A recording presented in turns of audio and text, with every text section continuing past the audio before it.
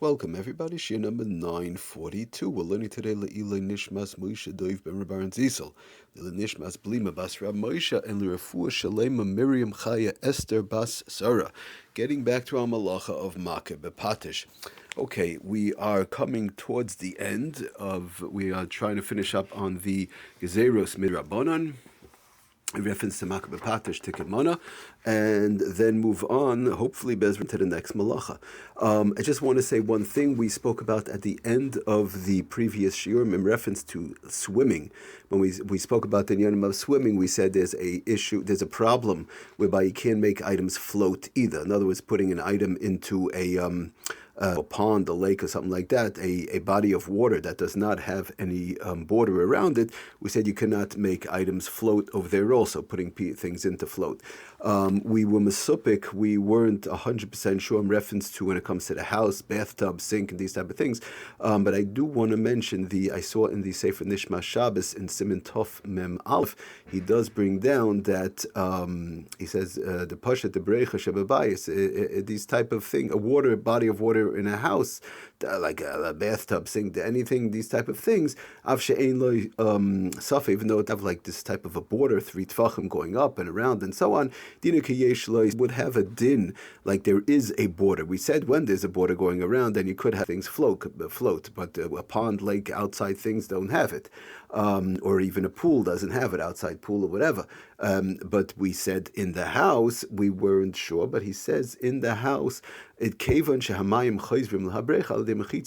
since through the walls, let's say around the bathtub or sink, the walls of the house, the thing that it's made out of, pushes back the water back into the middle of the body of water. So l'chayra that would have a din. That's what he says. Dina kishi safa she'ein the brecha shebebayis af she'ein loy safa dina kiyesh loy safa kevish hamayim chayzvim la brecha al yedei mechitzas abayis. So the same reasoning would apply in the house. In other words, the reason why you need it outside, the same thing would apply inside, even though you do not have the full border. Let's say in a bathtub, sink, or the like. So lefi din Nishmas Shabbos, making something float if for whatever reason somebody has to, let's say a child, has to be get washed, in a way that it's mutter to be on Shabbos, but be it as it may, putting something in there to float, he does bring down in the house itself these bodies of water, bathtub, sink. He doesn't say specifically, but l'chayra, lefidim Nishmas Shabbos would be okay. Okay, moving right along, there are 5 lemaisa. The bottom line is there are 5 gezeros, and just real quickly to chazer over, we said the first one we spoke about was musical instruments on Shabbos, klei shir. We spoke about that. Tfilas kelim was the second one. We spoke about that. Immersing an item into doing tefillah on an item in a mikveh. We spoke about that. Swimming on Shabbos. We just got finished talking about those inyanim. We also the other one we spoke about. Right, so then we spoke about infusing the scent into garments and objects and so on, putting a good smell in. We spoke about that. So Lamaisa, there's 2 more, brings down the Sefer Lamites Malachas, also the Sefer Shabbos Home. But Lamaisa, there are 2 more. Number one, which I want to try and get to, which is a pretty short subject, taking challah on Shabbos. Let's say somebody, as we know, when somebody bakes a certain amount, they have to take challah, and let's say somebody forgot to do it on Shabbos, they forgot to do it before Shabbos. What do we do on Shabbos itself? It's running into a problem, and we're going to see how that works.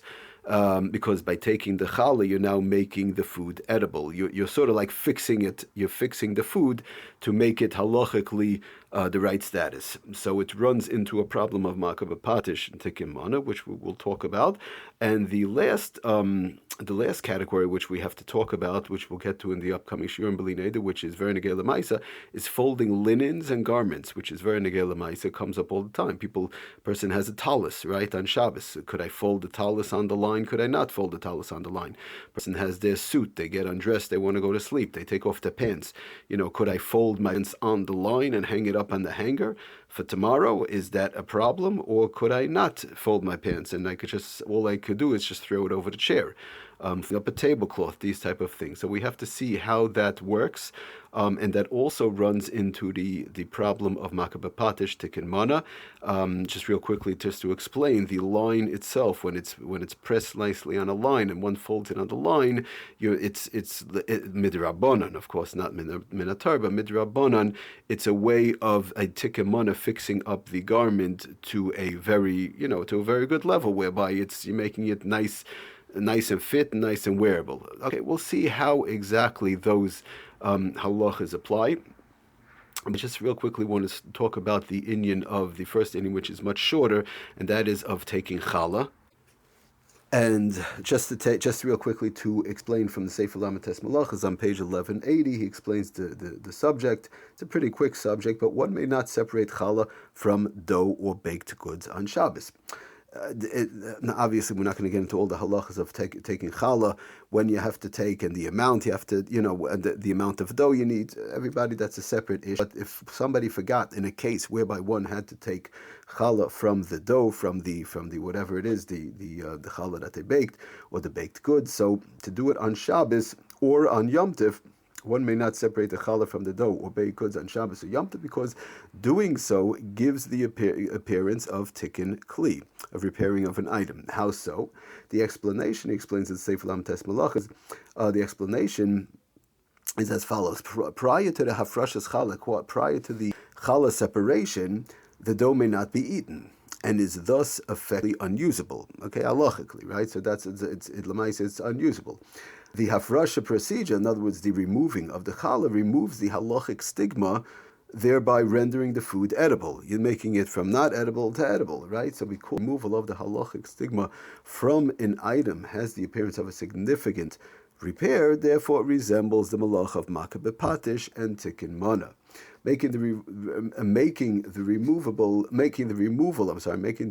of the challah, in other words, the hafrashas challah, a rabbinical restriction, a gezerah midrabanan. Now, as far as if somebody forgot, the bottom line is, let's say the person, they bake challah and they had the amount that they needed to hafrashas challah and so on. Now they forgot. What do? I can't eat the challah. Is there a way to get out of it? Is there a way to fix up the procedure and actually to eat the challah? Okay, we'll get in a little bit into that next year, Bezras Hashem, and see if there's possibly a way to work with it and possibly rectify the situation. And then from there, Bezras Hashem, like I said, we'll go into the inyanim of folding linens, clothing, pans, talis, these various different type of things on Shabbos. Thank you for listening. Atzlach and bracha, kol tov.